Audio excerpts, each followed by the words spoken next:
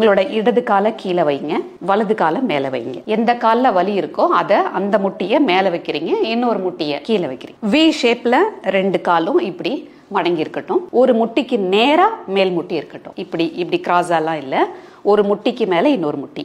வலி இருக்கிற கால் மேல இருக்கட்டும். உங்களோட மேல் பாதம் ரெண்டுமே நேர்கோட்டில் இருக்கணும். ஒன்னு முன்னாடி இல்லாட்டி பின்னாடி அப்படிலாம் இல்லாம 2 மேல் பாதமும் நீங்க மேலேருந்து பார்க்கும்போது ஒரே நேர்கோட்டில் இருக்கணும். கால் விரல்கள் பக்கவாட்டை பார்த்த மாதிரி இருக்கட்டும். நம்ம கோமுகாசனாவை பல விஷயத்துக்காக இந்த ஆசனாவை பயிற்சி பண்ணுவோம். இன்னைக்கு நம்ம சியாட்டிகா பெயினுக்காக பண்றதுனால இதோட கை இப்படி இருக்கணுங்கிறத நீங்க பயிற்சி பண்ணணும்னு அவசியம் இல்லை. நீங்க சியாட்டிகா பெயினுக்காக தான் பண்றீங்க. ஸோ காலோட இதை மட்டும் நீங்க இப்படி வச்சுக்கிட்டா போதும். உங்களோட 10 விரல்களையும் உடம்புக்கு பக்கத்துல ஓணிக்கோங்க. உங்களோட தோள்பட்டையை விரிச்சுக்கோங்க. கொஞ்ச நேரம் நீங்க இந்த ஸ்ட்ரெச்ல கொஞ்ச நேரம் நீங்க நிதானமா இருக்கலாம்.